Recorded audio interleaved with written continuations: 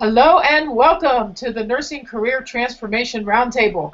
My name is Kate Loving-Shank of katelovingshank.com, author of the Prayer Prescription series and also the creator of the Kate Loving's Prayer Podcast, prayer prescriptions that rewire assumptions about your everyday reality. When you rewire your assumptions, your thoughts, and your beliefs, you rewire your brain. Okay.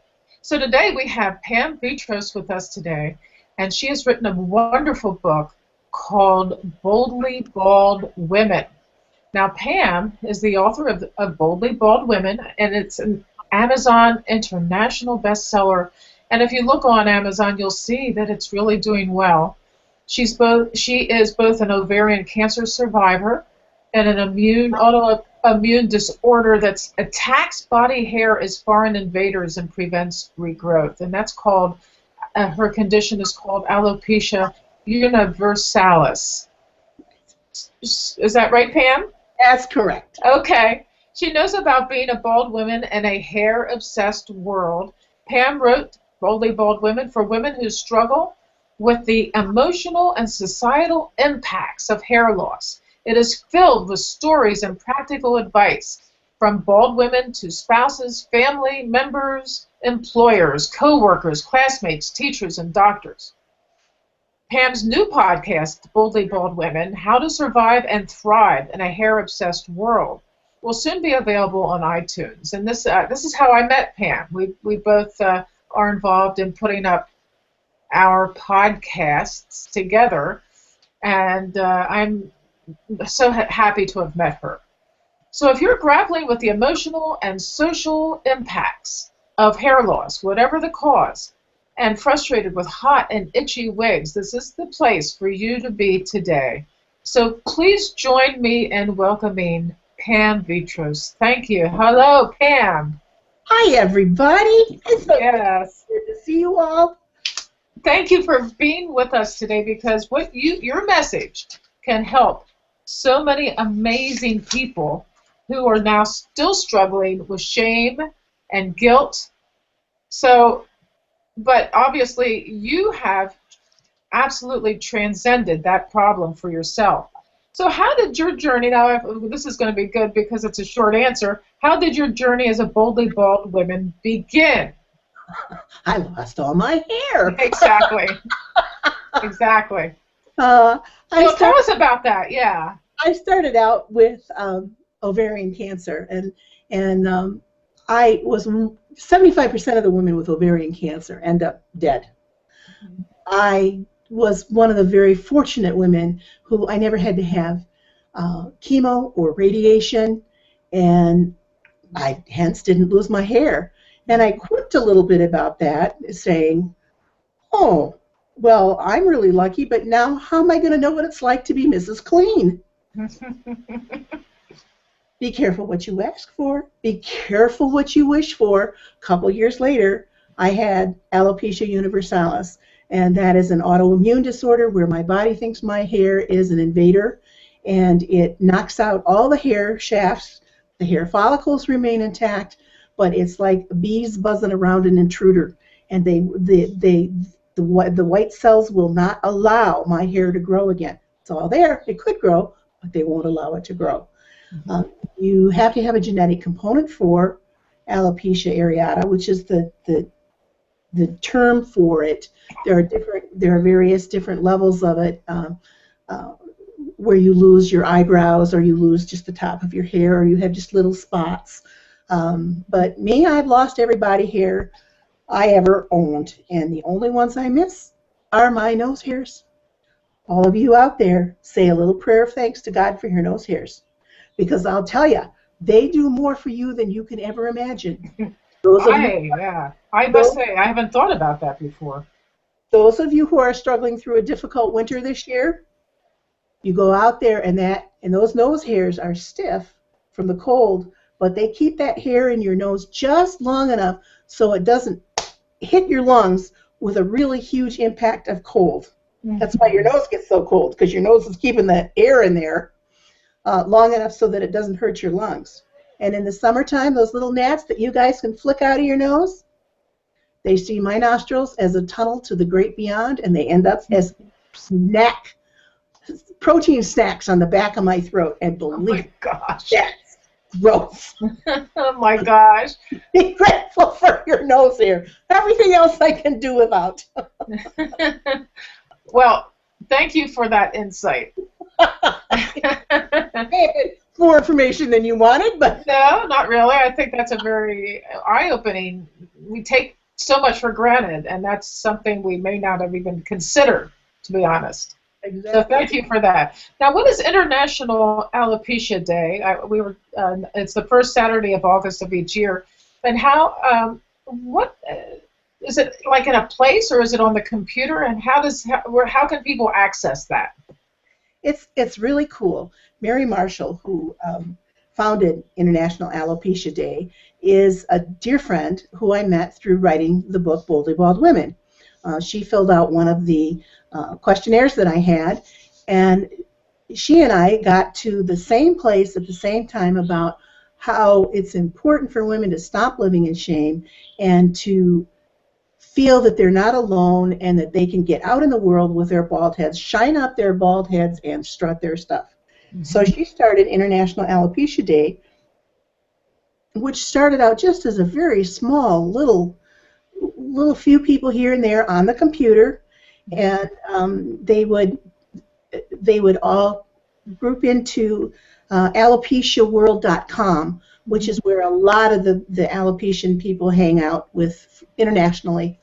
And she said, come on, let's have a day where we just take our hair off. We just take off the wigs and we go out into the world. One day where we do that.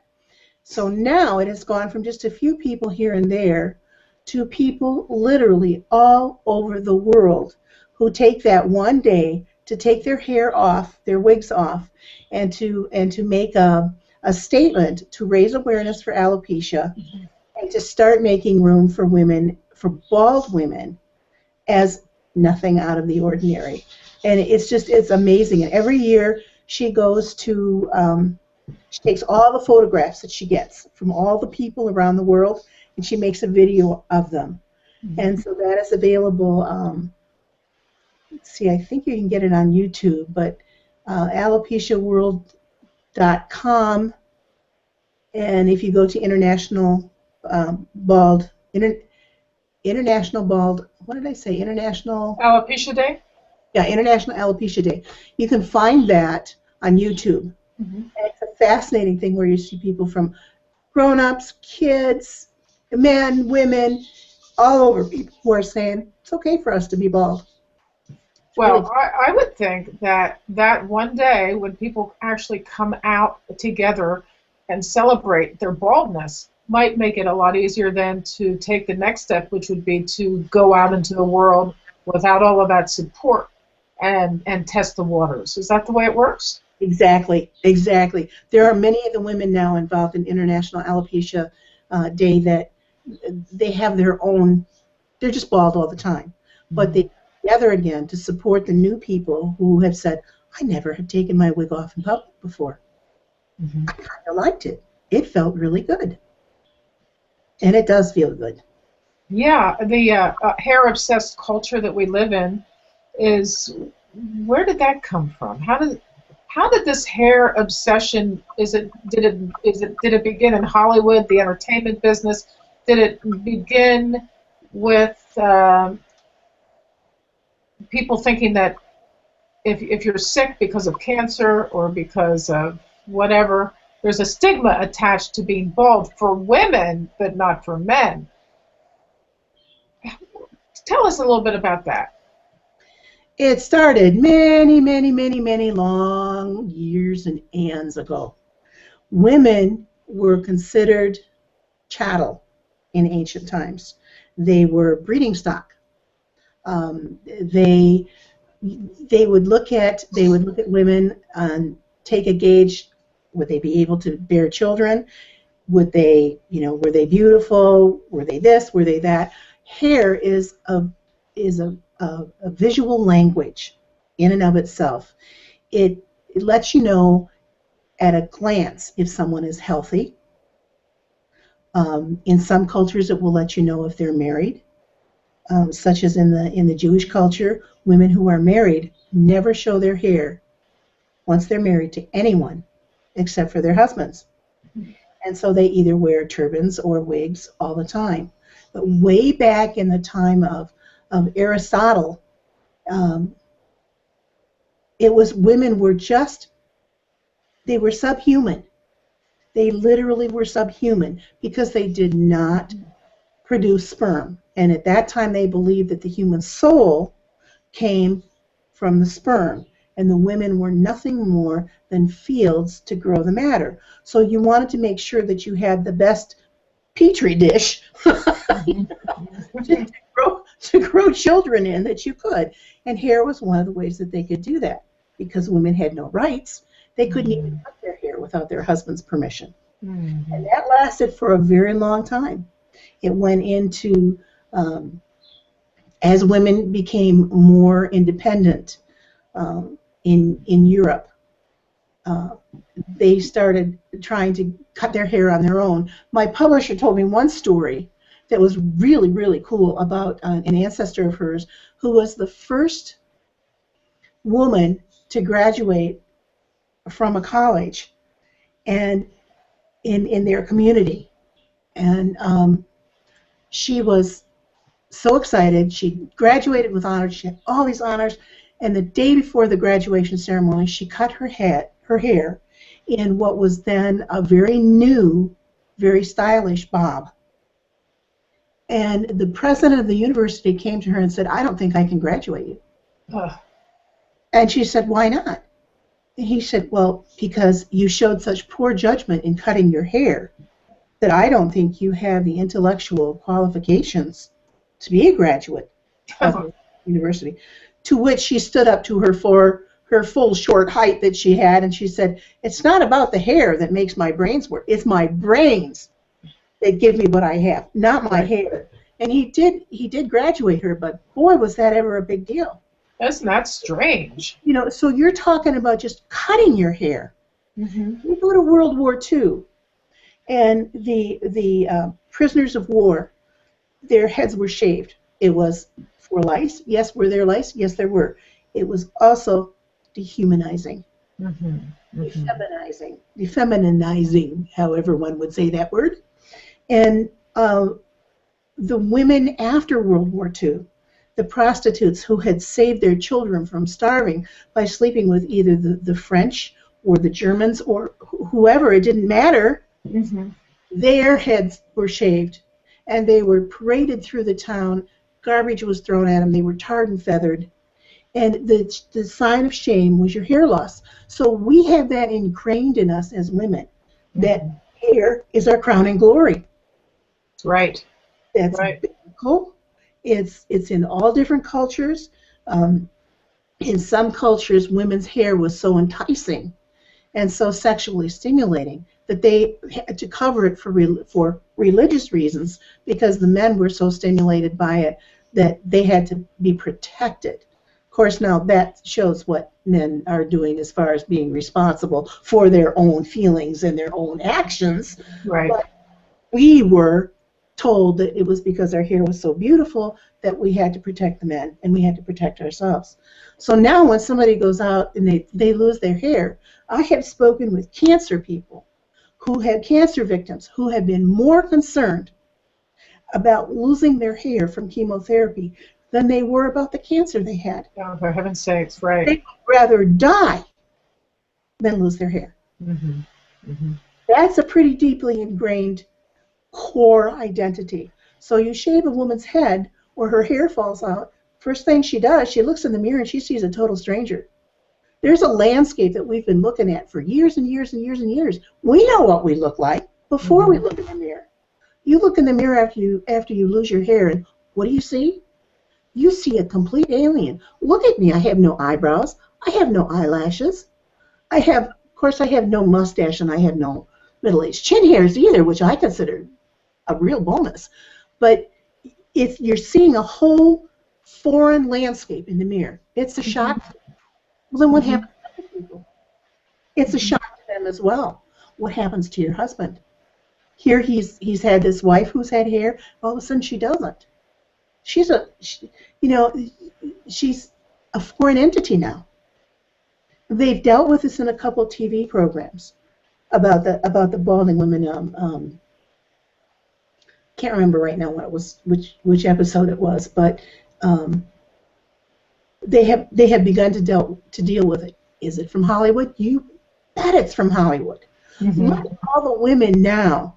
You see women in the news. You see women in movies. They all have no, not all. I can't say that. 99.9% of them have long hair. Mm-hmm. Mm-hmm. And the ones who are in entertainment, they have all of these little extension things to make their hair look fuller. Why is that? Because hair is sexy. Mm-hmm. Mm-hmm. So the women who don't have hair, what are they? Yeah. How do they feel about themselves? Right. You know, as I was reading your book, I remembered an incident that happened to me in the 3rd grade. And my 3rd grade teacher had a psychotic episode where one by one she brought the girls up to the front of the class and cut off all their hair. So I stood towards the back because I knew that there would be a lunch break and I'd be able to leave and contact somebody to help us, because I didn't want to have my hair cut off at the time or ever, unless I cut it off myself. Of course, obviously I can get it cut off myself. It's my choice. Great stuff.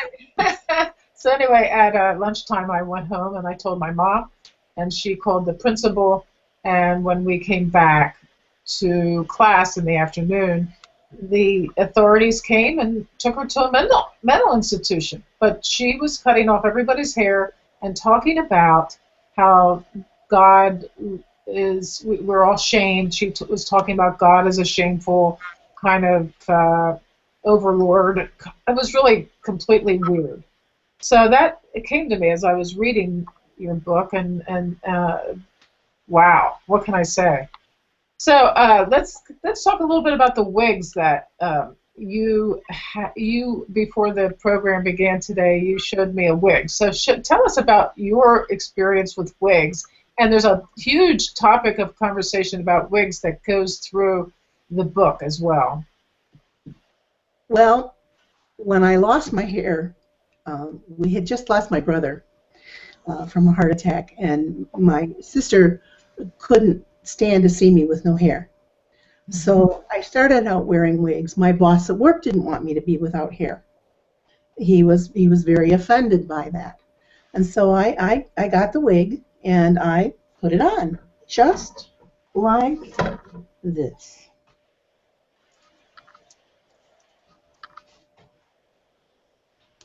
There you go.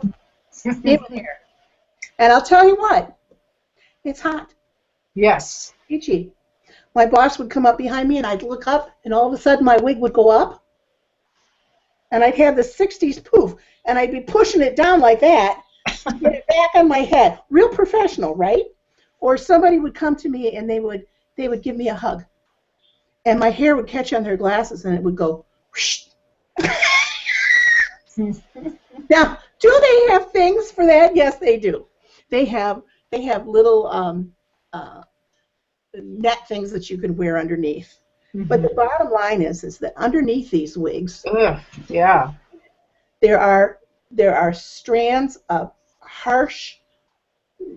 It looks like lace, but it doesn't feel like lace. And then in between, there's little ropes that go back and forth, and they are abrasive. And you add that to the wig, and even if you put a net or something underneath it, you've got one more layer. My head would get so hot. I mean, you can even see just that little bit right there. You can, I don't know if you can hear the stickiness from that just that little time on the wig. My head would get so hot, and I put makeup on to try and cover up the loss from the eyebrows and the eyelashes, and to try and make me look a little more professional with this wig. The sweat would drip down my head. There was no eyebrows to catch it. It would drip into my eyes. There were no eyelashes to keep it out of my eyes. I would get mascara in my eyes, which would then blink around, muddy up, and dribble down my cheeks like the Mississippi River going to the Delta on my chin. And I would have mud all down my face from this. Mm-hmm. And I was constantly trying to constantly going into the bathroom to take it off and cool my head. I wound up getting yeast infections. And the yeast infections were horrible. And Painful, itchy, right? painful, itchy, and just gross. I thought, why do I have to do this? Why do I have to live like this? So I asked my boss, I said, this is really uncomfortable. And would you mind if I wore hats? And he just stood there and didn't say anything. And so I thought, oh, okay, I gave you your chance. And I went to the head of the company, and I said, this is what's going on for me. Well, he was obligated to say, legally, you can do whatever you want. But the thing that my boss had told me was, now not only are you bald, now not only are you fat, but you're bald, and you do not reflect the ambience that I want my office to project. And so they were legally obligated to do something because he'd called me fat, not because of the baldness. There is no protection for women who are bald. There's no legal protection. You go to work, your boss doesn't like you, he doesn't have to tell you why, but he can get rid of you if he wants to. And there are several people in the book who shared that they had similar experiences in their jobs. Right, I read them. Wow. So this is a big deal too, but they're hot. They itch. They're miserable. I worked in a retirement home, and I'm a very huggy, outgoing person, and I love my little residents. I love them so much. And I was always going up to them and giving them hugs and kisses on the cheeks, even though technically you're not supposed to do that. I did it anyway, and they loved it.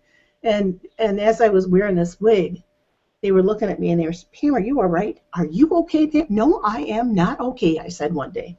And they said, well, what's the matter? This little old lady was bent over, and she had this walker, and she said, what's the matter with you? You're not giving us our hugs, and you're not giving us our kisses, and what's the matter with you? And so I said, I've got alopecia universalis. I don't have any hair, and I'm wearing a stupid wig, and it's hot, and it's itchy, and I'm miserable, and I hate it. And she came up to me with her little walker, Aww.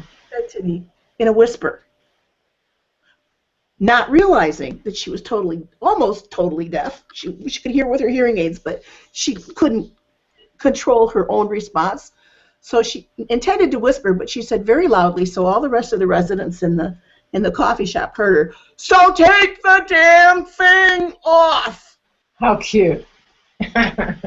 And I thought about that, and I thought these were the people I was concerned about offending. Mm-hmm. Here they are in the end stage of their life. Yes. Place where they know that they will die. Mm-hmm. And here I am with no hair, and that could possibly cause them some consternation, like thinking I was a cancer victim or. And instead of those people wanting the fake wig, they wanted real hugs. Mm-hmm. They wanted, so I took the thing off. That was it. That was the last time I ever wore it. I wore hats for a while, but they were miserable too. Yes. Even though there's air holes in them. So finally I just said, no, nuts, I'm taking it off. And I did. Yes. Wow, that's a great, interesting to think that the people in the nursing homes were the ones who gave you that insight, and that was how you had your aha experience in getting rid of those wigs and hats. They gave me the insight, they gave me the permission, and they gave me the encouragement afterwards. I think that so many times people discount the wisdom in the elderly people around us. Well, of course. That's another problem in our society. They have lived so much life, and at that point, they really don't want the fake things. Mm-hmm. They want somebody who really, truly loves them for who they are, and wrap them up in a big bear hug and tell them they're loved. That's right. That's right. About the wigs. They don't, and they didn't, and it was so freeing. I love that. Oh, it did? It did? It did. I lost my job as a result of it. They had to, because of the fat thing, they had to put me in a different place for a while, but I had no training in it, and it was a small company, and it was the only place they could put me. So my husband said, go home. That's it. He said, we're not doing this. And that's when I started writing Boldly Bald Women. But what a favor he did me. Oh yeah. He Oh, was it is. so You're jerk, right. but what a favor he did me. I am Totally. happy. I am so happy with what I'm doing. Okay, Pam. Yes. What advice can you give to nurses and doctors who are in a helping position for their patients with alopecia? First, I would say recognize that you're not talking about hair. You're not talking about a spot. You're talking about a blemish on a woman's self-concept of her femininity and her sexuality. Do not discount it. Mm-hmm. Let her know that you understand. Let her know that her feelings are genuine and it's okay that she's feeling that way. Give her something to hang on to. Here's a place I can send you. Send her to Alopecia World. Send her to boldlybaldwomen.com. Give her something. Tell her about Boldly Bald Women, and not because it's a book that I wrote, because this is a story of 25 different women who were willing to share their stories with me to help their sisters coming along, to short circuit some of the pain that we have all gone through as we first begin to deal with this. Mm-hmm. Let them know that you see that this is a very real issue for them.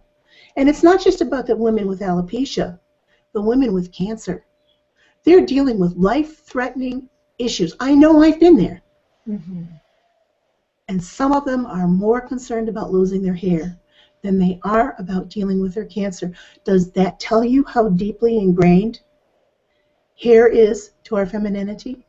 And this has only been exacerbated by Respect the Scalp. There's a whole industry out there that makes billions and billions of dollars on the concept that women and their hair are the sexy focal points of a woman. Mm-hmm. That it's their hair that's the focal point of their femininity and their value. So let them know you understand. And if they say, well, you can't possibly understand, we've all lost something. May not be hair, but we've all had to deal with some sort of loss, and there is grief involved in your hair loss. Allow yourself to grieve. You don't have to be ashamed of your hair loss. You've done nothing wrong. Mm-hmm. Let yourself grieve. Let yourself get through this. Talk to people who can help. Don't think you're alone, and don't try and go through this alone. Right. And that's advice to you. Yeah, yeah. It sounds like that there's a huge suicide ideation that goes with this loss, and that we don't know what the statistics are of who is actually committing suicide. But I mean, we're talking about lots of depression that surrounds this issue, and the doctors need to address that too. The doctors and nurses, nurse practitioners, nurse midwives, etc. Exactly. There is a tremendous amount of depression that goes along with it, and especially I think some of the younger women in their from puberty into their mid-20s, where most people are getting boyfriends or looking for mates. A lot of women think that they no longer are valuable as a mate, and that nobody wants them. Mm-hmm. And that depression and some of the bullying that has gone along with it in childhood, that impacts depression as well.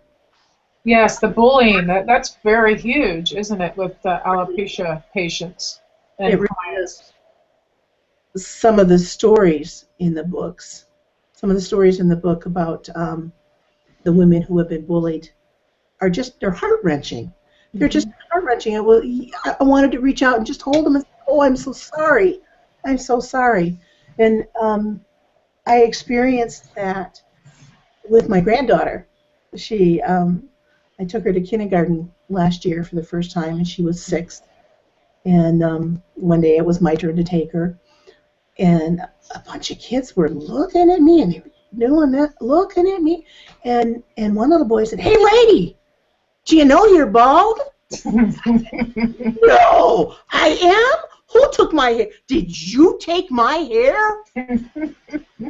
put his hands in his pocket. He said, "No, lady, I didn't take your hair." Put his head down and kind of strode away. Hilarious. But I looked down at my granddaughter, and she was embarrassed and uncomfortable and a little angry that someone would be talking mean to her yaya, that she interpreted that way to her grandma. And so I dropped her off in her class, and I went to the office.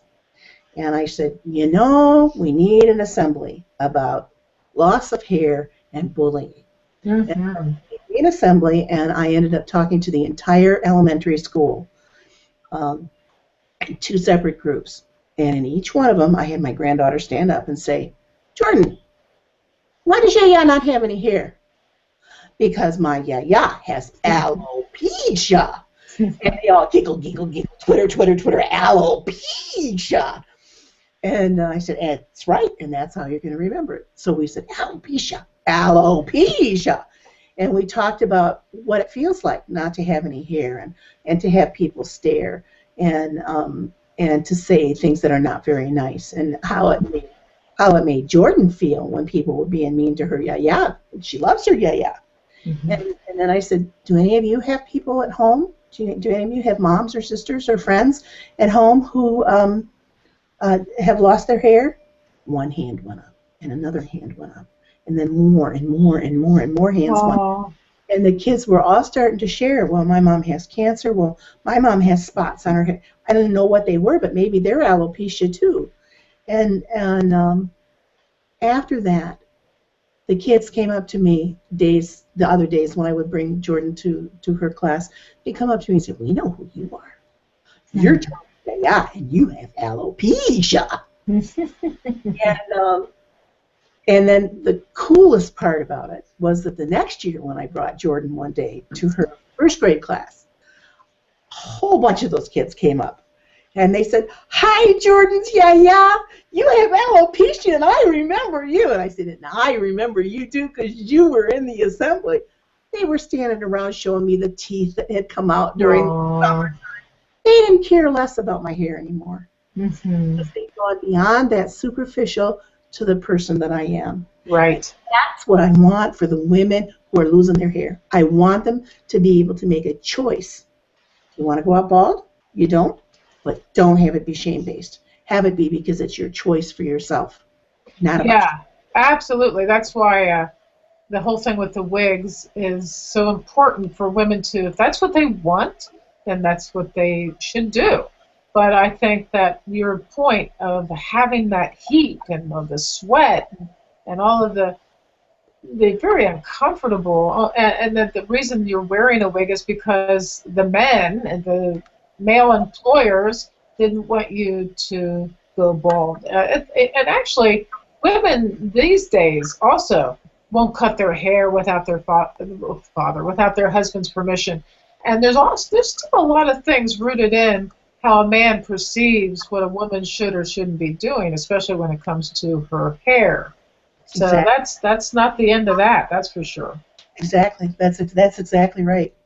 And you would think that it would be, but I think it was 2009, there was a man who thought his daughter had stolen something from Walmart. Turns out she didn't, but he thought she did. And she had taken the Game Boy from his room and played with it without his permission. He shaved off her hair. So. As a matter of shaming her and punishing her for what she did. This is 2009. Yes. He was arrested, but he was arrested because they said that he had spanked the girl. So he was arrested for assault. Nobody said anything about the fact that he cut her hair off. Yeah, I think this is a wonderful consciousness-raising experience, because the whole thing with hair and how it is rooted in vanity, and how it is rooted in how you think others, you're afraid of what others think of you, and all of these things really are not important, because when you finally go out without your wigs and you go out being a boldly bald woman, everything changes, and it has given you and everybody in the book not only an opportunity for service but it has also created meaning in your life. Exactly. Exactly. I love it. I love it. Now, I use my baldness as an opportunity to teach people when they ask what happened, or even to just receive people's attention as one human being to another human being saying, I see that there's a problem. I care about that you have a problem. And sometimes they just touch me and say, I'll say a prayer for you. And I say, Mhm. thank you. Sometimes I don't tell them that it's alopecia. I don't say that because they think that I'm a cancer victim, and I figure, well, I qualified. Yeah. I was. I'm not anymore, but I qualified. And so it's just I choose to see it as caring. Thank you so much for caring about me. And and there is such a sense of freedom. I have such a sense of freedom. My Oh, sense that's great. come back. It's like, yes, I don't Mhm. have to be anybody I'm not anymore. I'm just who I am. Take it or leave it. how how can being boldly bald change our definitions of beauty in American society? Well, what's happening is that Miss Delaware, maybe she was 2010, Miss Delaware, Mm. has competed in, she has alopecia universalis like I do.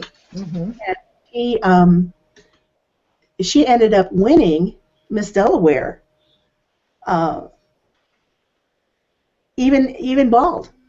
There are more and more and more women now who are coming out and saying, I'm bald, who are being models. Little Olivia, Yes. who was a little girl who, at 8 years old, decided that she did not want to wear her wig anymore, even though her mother had gotten her a $6,000 human hair wig with a vacuum thing that they glued to her head every morning. I can't imagine that. Oh, that's toxic. Why couldn't they have seen that? That's sad. But they were trying to protect her. Yes. They were trying to protect her from bullying. They were trying to protect her from the shame that gets projected on. They were trying to protect her. Yes, and she kind of knew that it was pointless, She just which didn't is like great. it. She Yeah. said, this is dumb. This is miserable. I hate doing this. Hmm. And so she has now become, she's a real role model for young women. She's now, oh, I think almost 18. Hmm. And she's won the Jefferson Award. She goes all around the country. And she's been to other countries speaking about bullying and speaking about baldness. She's done a video. Oh. Um, she's written a book. I'm just your ordinary boldly bald. I'm just your ordinary teenager, but I'm bald. I can't remember the exact name of that. But Olivia Rusk is her name. You can find her online as well. And she's a real role model. There are more and more women who are coming out to be role models for other women. Hmm. It's like there's this whole jungle of junk about hair.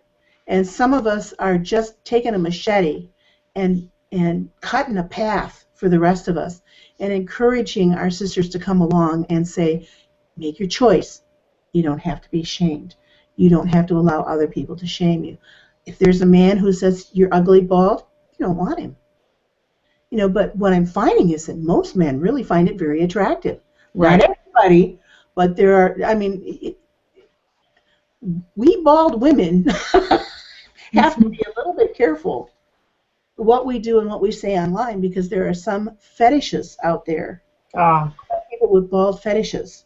Hmm. That brings back the shame again because that's about power. It's Yes. nothing to do with beauty, and it's pretty sleazy. But the most part of us, we're walking out there, and our sole purpose is to make room for bald women to make a choice, and for them to say, "I am not my hair. My hair does not define who I am. I can choose what I want to do. I can choose who I want to be." And so it truly is a feminist issue It is. and an actualization issue. Kind of like Maslow's law of actualization, his ladder of actualization. Like you find out you're